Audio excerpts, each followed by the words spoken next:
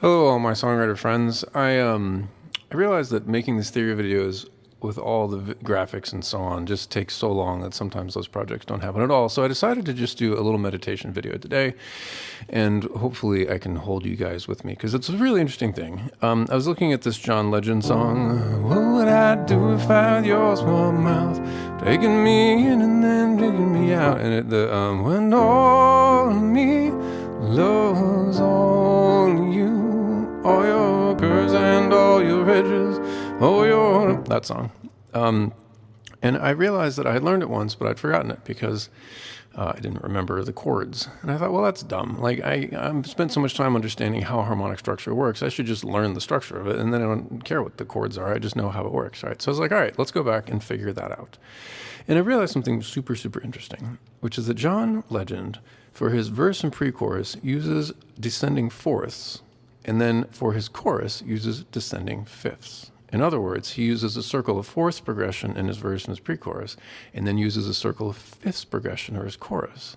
I was like, oh, that's interesting, because he's really using them deliberately to create a sort of sense of unfinishedness, unease in his verse and pre-chorus, and then a strong sense of arrival in the chorus. I was like, wow. I've noticed in some songs there being descending fourths before, but I was never really sure where to put that. You know, what is being done here? What's happening? So that's the main idea I want to share with you. And then I'm also going to share with you common tone motion that he uses to sort of set himself up for those journeys down the circle of fourths, circle of fifths. And that's moving by thirds. So let's start off in the verse here. We're going to do this in F major. So right off the bat, he's going to give you a D minor. So you have no idea what key you're in when we start. Okay, starting on the minor 6. Now, maybe what key we're in is D minor, which would be the relative minor of F major. That's F major. Go down to my third, you get D minor.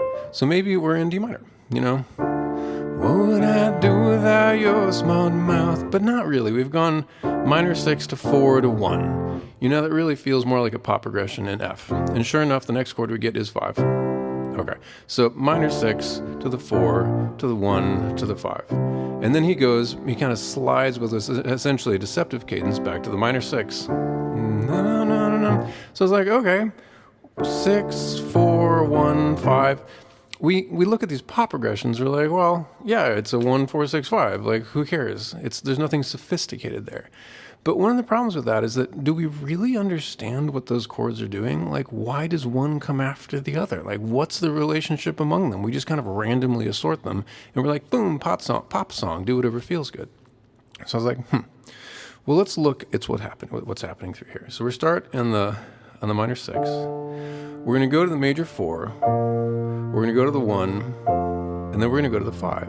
And I was like, well, look at that. Between the 4, the 1, and the 5, we're going down by fourths there. Okay, that's interesting. And to get from D minor to B flat, well, this is where that common tone thing comes in. So a D minor and a B flat major share these two notes. Okay, so D minor. In fact, if you want to turn B flat into a major 7 chord, all you have to do is just add this note. And now you have this B flat major 7. Okay, take it off and you got a D minor again. So they're very closely related. So you can move from chords that are a third apart very easily. And it almost sounds like just a version of this chord, right? Instead of like a whole different chord. You've only changed kind of one note. Now, we're not necessarily playing that 7 chord here, but we certainly could. Right? It'd be like a darker, stormier sound. But anyway. So that's that motion. We'll come back to that. We'll do more of that. But we're going to start. So we're going to move that common tone motion. And we're only changing 1 half step, by the way. Notice that from here to here. It's a very subtle motion. So he sort of climbed up the slide. He started in minor 6.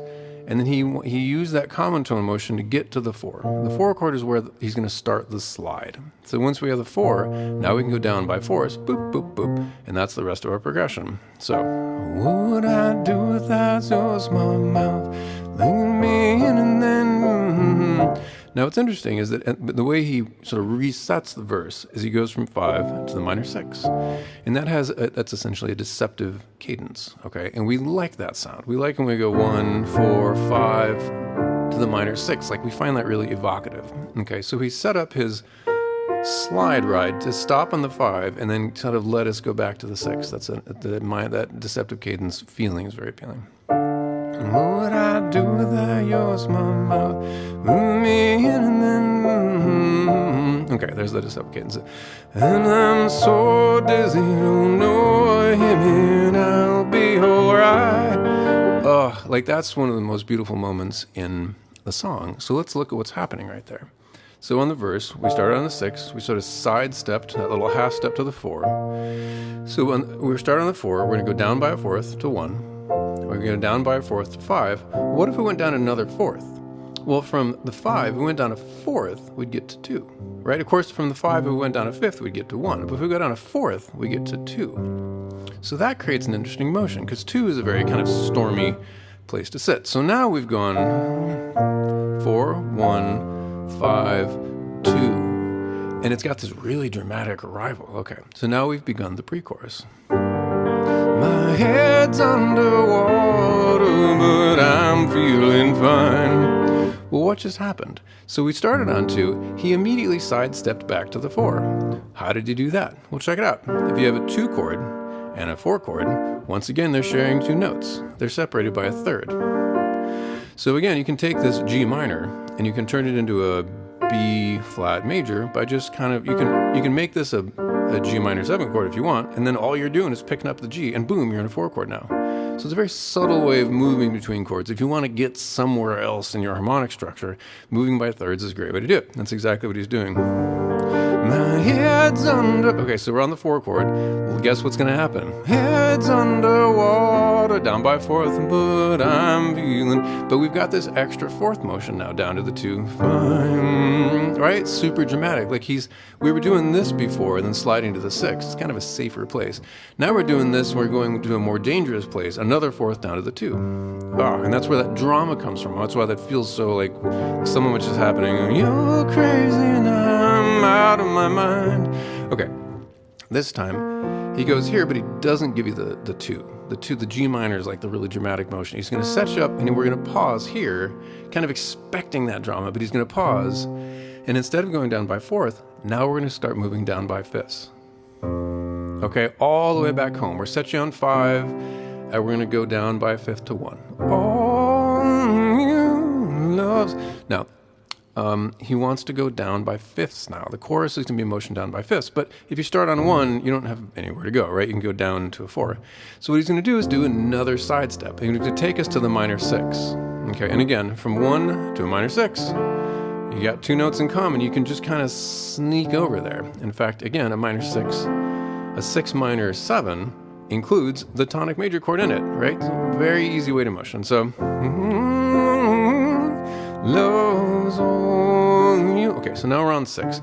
Let's go down circle of 5ths. So if we go up the circle of 5ths, we start on 1, go to 5, go to 2, go to 6. Okay, this is like the most common motion down circle of 5ths because it's a reasonable distance to go, but not too crazy. So 6, 2, 5, 1. If you've heard of jazz stuff, 2, 5, 1 is probably familiar. All Christmas songs do this. 6, 2, 5, 1. Okay, part of the reason it's so appealing is because you can get to the 6 so easily. Like I said, 1 to a 6, boom, you're there. So you can go, oh Tannenbaum, oh Tannenbaum, and that's just going 6, 2, 5, 1. So here we are. So now we're on 6. We'll do it up here. We're going to go down by a 5th to 2. And all you just go down a 5th to 5. And all you down a 5th to 1. Okay, so that's the journey. And see how much more arrival-y it sounds? It sounds more confident and more sure, like we're finally at the point of the song. You know, no longer uncertainty about love. Like now we're making the declaration. All of me loves all of you. Okay? All of me loves all of you. Love your curves and all your edges. Curves and edges, you know. All your all to me. I give my all. A little darker. All to you. You're my end and my beginning. Even when I lose, I'm winning. So now, we're on the 5 again. He's going to finish the chorus by going back to 4ths. And I give you all. We're going to make that receptive cadence. Oh, we're going to sneak over to the 4. All you. Down to 1. Down to 5. Same thing we were doing in the verse when we started. You give me all of me. Okay, now we're on 5 again. And now we can go to that deceptive cadence back to the minor 6. How many times do I have to tell you, even when you're crying, you're beautiful too? What is beating you down? I'm around every... And there you go. So that's the structure of the song. Now, one more nerd thing to notice, not to confuse the pot, but when you're going down by fifths, okay. If you're going, let's take it this way. If you're going down by fourths, B flat, F, C, G minor. Okay. Let's start at B flat and go up by fifths. Up to F. Okay.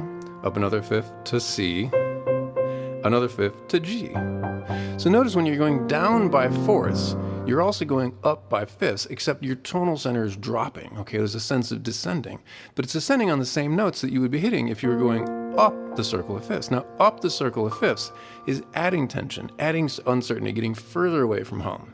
Okay, so I think that's part of the reason why the descending fourths is so useful as kind of a exploratory, uncertain, more emotionally vague way of doing a descending harmonic motion, because you're straying further and further from home as you do it in terms of fifths. Now, fifths are the more kind of proper music physics way of thinking about home versus not home, right? Going up by fifths is kind of, it's got rooting in physics, just trust me on that one. So when you're going down by fourths, you're essentially getting further and further away from your tonal center because you're going up the circle of fifths. And that's why that feels like that. So anyway, super interesting. It's a beautiful way to construct a song. And it makes me think that John Legend probably knows exactly what he's doing, because these were such deliberate motions with these like very clear harmonic structures to tell a story in a certain way. So I hope that's interesting. And it would be really fun if you were able to internalize this, to be able to take the song in some other key and be like, I know how it works now, and just play it your own way, wherever it fits for your voice. So, okay, thank you very much for watching.